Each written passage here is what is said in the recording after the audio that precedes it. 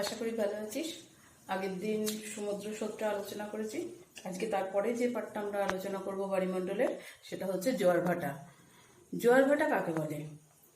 চাঁদ এবং সূর্যের মিলিত আকর্ষণের ফলে পৃথিবীতে জলরাশির যে ছন্দময় উত্থান এবং পতন, একেই জোয়ার ভাটা বলে।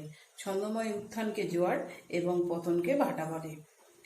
জোয়ার এবং ভাটা, জোয়ার ভাটাটা সৃষ্টি কেন হয়, কিভাবে সৃষ্টি হয়? সাধারণত জোয়ার ভাটার সৃষ্টি হয়ে থাকে দুটি কারণে। একটা হচ্ছে পৃথিবীর মধ্যে চাঁদ এবং সূর্যের মিলিত আকর্ষণের কারণে হয়, আর দুই হচ্ছে পৃথিবীর কেন্দ্রাতিক বলের কারণে হয়। ছবিটা একটু লক্ষ্য কর, খেয়াল কর, এর মধ্যে বুঝিয়েছি। আমরা দেখছি পৃথিবীর মধ্যে জোয়ার সৃষ্টি হওয়ার কারণ হচ্ছে চাঁদ এবং সূর্যের মিলিত আকর্ষণে। যখন পৃথিবীর চারদিকে চাঁদ ঘুরছে, চাঁদের থেকে পৃথিবী থেকে সূর্যের দূরত্ব 15 কোটি কিলোমিটার, প্রায় 15 কোটি কিলোমিটার। আর চাঁদ আর পৃথিবীর মধ্যে দূরত্ব হচ্ছে 3,84,400 কিলোমিটার। পৃথিবী থেকে চাঁদের দূরত্ব যেহেতু সব থেকে কম, সেজন্য মূলত পৃথিবীর মধ্যে জোয়ারটা হয়ে থাকে চাঁদের আকর্ষণে। সূর্যের আকর্ষণ কেন চাঁদের থেকে? সূর্য যেহেতু পৃথিবী থেকে চাঁদের থেকেও প্রায় 255 লক্ষ গুণ বড়, কিন্তু তা সত্ত্বেও যেহেতু দূরত্ব অনেক বেশি, সেই জন্য চাঁদের আকর্ষণ পৃথিবী থেকে সূর্যের আকর্ষণের থেকে প্রায় 2.2 গুণ হচ্ছে বেশি। কেন কি? তার দূরত্বটা কম বলে। মূলত এই চাঁদের এবং সূর্যের আকর্ষণে পৃথিবীতে জোয়ার হয়ে থাকে। পৃথিবী পৃষ্ঠের সামনে যে অংশটা, সেই অংশের জল চাঁদের আকর্ষণে ফুলে ওঠে এবং ফুলে উঠে জোয়ার সৃষ্টি করে। ঠিক একইভাবে চাঁদের সামনে যে অংশটা জোয়ার হয়, সেই জোয়ারটাকে বলা হয় মুখ্য জোয়ার, এবং যেখানে মুখ্য জোয়ার হয় ঠিক তার বিপরীত দিকে প্রতিপাদ স্থানে তৈরি হয়ে থাকে গৌণ জোয়ার। এই গৌণ জোয়ার সৃষ্টি হওয়ার কারণটা হচ্ছে পৃথিবীর কেন্দ্রাতিক বল, এবং তার কারণে কেন্দ্রাতিক বলের কারণে কেন? পৃথিবীর আবর্তন গতি এবং কেন্দ্রাতিক বল। আমি ক্লাস 8-এ বা তোদেরকে প্রায়ই মাঝে মাঝে একটা বলে থাকি যে বালতির জলে যদি আমরা এক বালতি জল নিয়ে যদি আমরা জলটাকে ঘুরিয়ে দিই, তাহলে কি হয়? জলটা যেমন ঘুরতে থাকে, ঘূর্ণন তৈরি হয়, বালতির ধারের অংশের জলটা দেখবি বাইরের দিকে বেরিয়ে যাওয়ার প্রবণতা তৈরি হয়। ঠিক পৃথিবী যখন তার নিজের মেরুদণ্ডের চারদিকে ঘুরছে, এই জলরাশিরও বেরিয়ে যাওয়া, ছিটকে যাওয়ার একটা প্রবণতা তৈরি হচ্ছে। প্রবণতা তৈরি হওয়ার ফলে সে বিপরীত দিকে, যেহেতু চাঁদের আকর্ষণটা তুলনামূলকভাবে এখানে নেই, সেই জন্য এই অংশে পৃথিবীর ওই ছিটকে যাওয়ার জলের প্রবণতা তৈরি হচ্ছে। তার ফলে এই অংশের জল ফুলে যাচ্ছে। ফুলে গিয়ে যে জোয়ারটা সৃষ্টি হচ্ছে, সেই জোয়ারটাকে বলা হচ্ছে গৌণ জোয়ার। কারণ চাঁদের আকর্ষণে সব থেকে বেশি জোয়ারটা হচ্ছে, সেটাকে বলা হচ্ছে মুখ্য জোয়ার। ঠিক তার উল্টো দিকে তৈরি হচ্ছে গৌণ জোয়ার, পৃথিবীর কেন্দ্রাতিক বল এবং আবর্তন গতির কারণে। আর ঠিক সমকোণে দুটি স্থান, যেখান থেকে জলগুলো সরে আসছে, এই দুটি স্থানে তৈরি হচ্ছে ভাটা। এরপরে আমরা যেটা আলোচনা করব, তাহলে মুখ্য জোয়ার কাকে বলে বোঝা গেল, গৌণ জোয়ার কাকে বলে বোঝা গেল। ভাটা, মুখ্য জোয়ার এবং গৌণ জোয়ারের পরে আমরা যেটি আলোচনা করব, সেটা হচ্ছে সিজিগি অবস্থান। প্রথম আসি সিজিগি অবস্থান কাকে বলে। সিজিগি অবস্থান হচ্ছে সূর্য, চাঁদ, পৃথিবী, অথবা সূর্য, পৃথিবী, চাঁদ তিনটের একদম কেন্দ্র যখন একটি সরল রেখায় অবস্থান করে, সেই অবস্থানকে সিজিগি বলে। দেখো, আমি নিচে একটা ছবিতে এঁকে দেখিয়েছি। সূর্য, পৃথিবী, চাঁদ, অথবা সূর্য, পৃথিবী, চাঁদ, অথবা সূর্য, চাঁদ, পৃথিবী, এই অবস্থানটাকে বলা হচ্ছে সিজিগি অবস্থান। আচ্ছা, এখানে আমার ছবিটা একটু ভুল হয়েছে। এখানে এটা হবে না, চাঁদের অবস্থানটা এই রকম জায়গায় হবে। যাই হোক, যেটা আমি এখানে দেখিয়ে দিচ্ছি, সূর্য, চাঁদ এবং পৃথিবী যখন অবস্থান করছে, তখন এই অবস্থানে দেখো, খেয়াল করে দেখো, এই অবস্থানটাকে যখন তিনজনের একই সরলরেখায় অবস্থান করে, তাকে বলা হয় সিজিগি অবস্থান। এই অবস্থানে সূর্য, মাঝে চাঁদ এবং পৃথিবী যখন থাকে তখন হয়ে থাকে পৃথিবীতে অমাবস্যা। অমাবস্যা যখন হয় তখন পৃথিবীর এই অংশে চাঁদের এবং সূর্যের দুটো মিলিত আকর্ষণ বল কাজ করছে। অর্থাৎ এখানে যে জোয়ারটা হচ্ছে সেই জোয়ারটা সব থেকে প্রবল হয়ে থাকছে। কেন?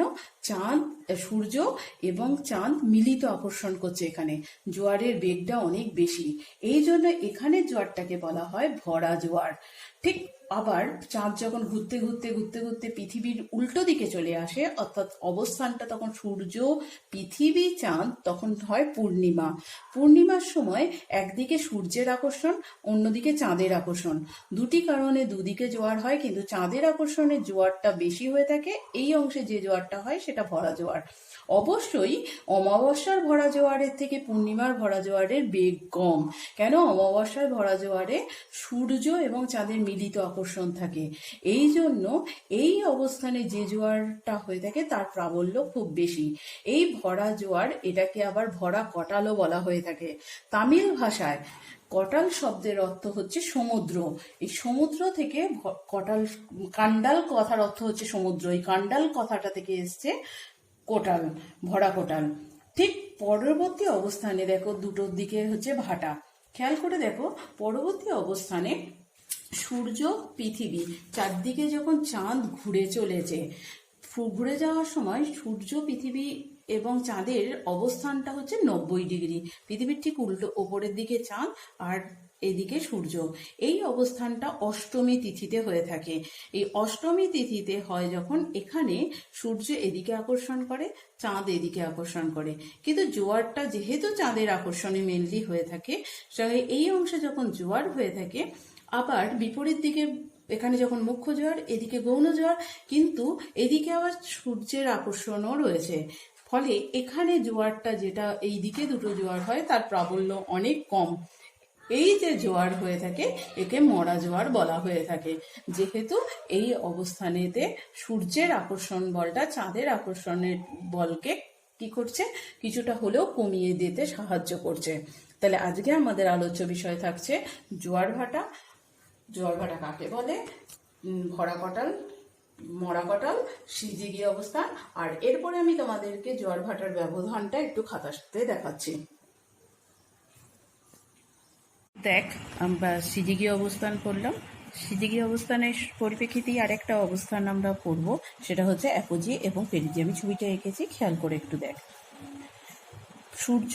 সূর্যের চারদিকে উপবৃত্তাকার কক্ষপথে পৃথিবী ঘুরছে, আমরা জানি। এই পৃথিবী উপবৃত্তাকার কক্ষপথে ঘোরার ফলে পৃথিবী থেকে সূর্যের একটা দিন পৃথিবী আর সূর্যের মধ্যে দূরত্ব সব থেকে বেশি হয়, আর একটা দিন পৃথিবী এবং সূর্যের মধ্যে দূরত্ব সব থেকে কম হয়। এই সব থেকে বেশি যে দূরত্বটি হয় 15,20,00,000 কিলোমিটার, সেটা বা 15.20 কিলোমিটার, সেই সময়টাকে বলা হয় অপসূর অবস্থান পৃথিবীর। আর ঠিক একইভাবে সব থেকে কম দূরত্ব 14.70 কোটি বা 14,70,00,000 কিলোমিটার, এই দূরত্বটাকে বলা হয় অনুসূর অবস্থান। এটা আমরা ক্লাস 9-এ পড়েছি। ঠিক একই রকমভাবে পৃথিবীর চারদিকে উপবৃত্তাকার কক্ষপথে চন্দ্র ঘুরছে। এই চন্দ্র থেকে পৃথিবীর একটা দিন দূরত্ব সব থেকে বেশি এবং একটি দিন দূরত্ব সব থেকে কম হয়ে থাকে। পৃথিবী এবং চাঁদের মধ্যে সব থেকে বেশি যেদিন দূরত্ব হয়, সেই দিন পৃথিবী আর চাঁদের দূরত্ব হয়ে থাকে 4,07,000 কিলোমিটার বা 4.7 লক্ষ কিলোমিটার। আবার এই অবস্থানটাকে বলা হয় চাঁদের অ্যাপোজি অবস্থান। আবার পৃথিবী থেকে চাঁদের একদিন দূরত্ব সব থেকে কম হয়, যেটা 3,56,000 কিলোমিটার বা 3.56 লক্ষ কিলোমিটার। এই অবস্থানটাকে বলা হয়ে থাকে পেরিজি অবস্থান। চাঁদ, পৃথিবী এবং চাঁদের মধ্যে এই দুটো দিন, একদিন সব থেকে বেশি দূরত্ব, একদিন সব থেকে কম দূরত্ব হয়ে থাকে, ঠিক অপসূর এবং অনুসূরের মতো। এই দুটো দিনের মধ্যে যখন জোয়ার হয়, অ্যাপোজি অবস্থানে যেহেতু চাঁদের থেকে পৃথিবীর দূরত্ব সব থেকে বেশি থাকে, সেই জন্য জোয়ারের বেগ 20% কম হয়ে থাকে। ঠিক একইভাবে পেরিজি অবস্থানে যেহেতু চাঁদের থেকে পৃথিবীর দূরত্ব সব থেকে কম হয়, সেজন্য এই দিনটিতে পৃথিবীতে সব থেকে যে জোয়ারটা হয়ে থাকে সেই জোয়ারটা 20% মতো জোয়ারের প্রাবল্য বেশি হয়ে থাকে। তাহলে আমরা পেডিজি এবং অ্যাপোজি অবস্থানে জোয়ারের প্রাবল্য কী পেলাম? অ্যাপোজি অবস্থানে জোয়ারের প্রাবল্য অন্য দিনে মানে অন্য সব দিনের থেকে জোয়ারের প্রাবল্য 20% কম হয়। কেন? তার পৃথিবী থেকে চাঁদের দূরত্ব সবথেকে বেশি বলে। আর পেডিজি অবস্থানে পৃথিবী থেকে চাঁদের দূরত্ব সবথেকে কম বলে জোয়ারের প্রাবল্য 20% মতো বেড়ে যায়। এরপরে আমরা যেটা আলোচনা করব সেটা হচ্ছে জোয়ার ভাটার সঙ্গে জোয়ার এবং ভাটার মধ্যে সময়ের ব্যবধান। দেখো, আমি একটা ছবি এবং একটা ক্যালকুলেশনে তোমাদেরকে কিছুটা দেখানোর চেষ্টা করছি। জোয়ার ভাটার মধ্যে সময়ের ব্যবধানটা কিভাবে আমরা করে থাকি। ছবিটা হয়তো একটু ছোট হচ্ছে, খেয়াল করো একটু ভালো করে। জোয়ার ভাটার মধ্যে সময়ের ব্যবধান, আমরা জানি পৃথিবী তার কক্ষপথের চারদিকে নিজে ঘুরে চলেছে। সেই ঘুরে যেতে পৃথিবীর সময় লাগছে 23 ঘন্টা 56 মিনিট 4 সেকেন্ড। এই পৃথিবীর স্থানটা, পৃথিবী ঘুরে যাচ্ছে যখন, ঠিক পৃথিবীকে চারপাশে রেখে কে ঘুরছে? চাঁদ ঘুরছে। এখানে আমি দেখো চাঁদের প্রথম অবস্থান এবং চাঁদের পরবর্তী অবস্থান লিখেছি। এখানে দুটো স্থান করেছি, এ এবং বি। এটা আপাতত দুটো নেই, একটি স্থান। এবার চাঁদের আবর্তনের দিক আমি চাঁদের কক্ষপথ অনুযায়ী এঁকেছি। এই চাঁদের আবর্তন করতে, পৃথিবীকে চাঁদ পরিক্রমণ করতে চাঁদের সময় লাগছে 27.5 দিন। এবার একটু অঙ্কটা খেয়াল করো। 360 ডিগ্রি পথ অতিক্রম করছে পৃথিবী কত সময়েতে? 23 ঘন্টা 56 মিনিট 4 সেকেন্ড, বা 24 ঘন্টা, প্রায় 24 ঘন্টা আমরা বলতে পারি। এই 360 ডিগ্রি পথ পৃথিবী অতিক্রম করে 23 ঘন্টা 56 মিনিট 4 সেকেন্ডে। আর চাঁদ প্রদক্ষিণ করছে পৃথিবীকে কততে? 27.5 দিনে। তাহলে চাঁদ পৃথিবীর এই কৌণিক দূরত্ব 360 ডিগ্রিকে অতিক্রম করছে কত সময়ের মধ্যে? কতটা টাইমের মধ্যে? 27.5 দিনে, মানে ওদের এক এক ইয়েতে সময় লাগছে। সেটা হচ্ছে প্রায় 13 ডিগ্রি 10 মিনিট।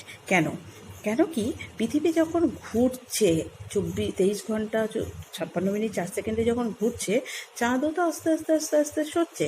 এবার পৃথিবীর এই স্থানটা যখন চাঁদের সামনে ছিল, এবার চাঁদও সরছে, পৃথিবীও ঘুরছে। পৃথিবী ঘুরে আবার এই স্থানটা যখন এখানে এসে পৌঁছালো, তখন কিন্তু চাঁদ অলরেডি এতটা সরে গেছে। তাহলে পৃথিবীর এই স্থানটা আবার চাঁদের সামনে আসতে এতটা পথ এগিয়ে যেতে হলো। সেটা হচ্ছে 13 ডিগ্রি 10 মিনিট পথ, প্রায় 13 ডিগ্রি 10 মিনিট পথ। তাহলে এই 13 ডিগ্রি 10 মিনিট পথকে এই যে এক্সট্রা গেল, আবার এই এক্সট্রা যেতে সময় কত লাগছে? 13 ডিগ্রি 10 মিনিটকে 4 মিনিট দিয়ে আমরা যদি করি, যেটা 9-এ আমরা শিখেছিলাম, 52 মিনিট 40 সেকেন্ড, এই সময়টা আমার এক্সট্রা লাগছে। তাহলে একবার এই স্থানে যখন মুখ্য জোয়ার হয়েছিল, আবার ঘুরে এসে এই স্থানটা যখন এখানে এসে পৌঁছালো, তখন তার মুখ্য জোয়ার হতে কত সময় লাগলো? 23 ঘন্টা 56 মিনিট 4 সেকেন্ড, যেটা পৃথিবীর পূর্ণ প্রদক্ষিণ, প্লাস তার সঙ্গে 52 মিনিট 40 সেকেন্ড সময়টা যোগ হবে। তাহলে কত সময় দাঁড়াচ্ছে? 24 ঘন্টা 48 মিনিট 44 সেকেন্ড সময়। তাহলে একটা মুখ্য জোয়ার হয়ে আবার ওই স্থানে মুখ্য জোয়ার হতে সময় লাগছে 24 ঘন্টা 48 মিনিট 44 সেকেন্ড। তাহলে দুটো মুখ্য জোয়ারের মধ্যে ব্যবধান হচ্ছে 24 ঘন্টা 48 মিনিট 44 সেকেন্ড। আর দুটো জোয়ার, অর্থাৎ একটা মুখ্য জোয়ার আর গৌণ জোয়ারের মধ্যে পার্থক্য হবে 24 ঘন্টা 48 মিনিট 44 সেকেন্ডকে 2 দিয়ে ভাগ করে দাও, 12 ঘন্টা 24 মিনিট 22 সেকেন্ড। এবার দুটো জোয়ারের মধ্যে পার্থক্য হচ্ছে 12 ঘন্টা 24 মিনিট 22 সেকেন্ড। তার মধ্যবর্তী যে ভাটা হতে গেলে 12 ঘন্টা 24 মিনিট 22 সেকেন্ডকে আবার 2 দিয়ে ভাগ করো, তাহলে দাঁড়াবে 6 ঘন্টা 12 মিনিট 11 সেকেন্ড। তাহলে জোয়ার ভাটার যে ক্যালকুলেশনটা, একটা স্থানেতে জোয়ার এবং ভাটা তাদের মধ্যবর্তী সময়ের ব্যবধান তাহলে দাঁড়াচ্ছে কত? জোয়ার এবং ভাটার মধ্যে ব্যবধান 6 ঘন্টা 12 মিনিট 11 সেকেন্ড করে। আজকের বিষয় আজকে এইটা রইল। তোমরা জোয়ার ভাটা কাকে বলে, জোয়ার ভাটার মধ্যে সময়ের ব্যবধান, মুখ্য জোয়ার কাকে বলে, গৌণ জোয়ার কাকে বলে, ভরা পটাল কাকে বলে, সিজিগি অবস্থান, পেরিজি অবস্থান, অ্যাপোজি অবস্থান, এগুলো তোমরা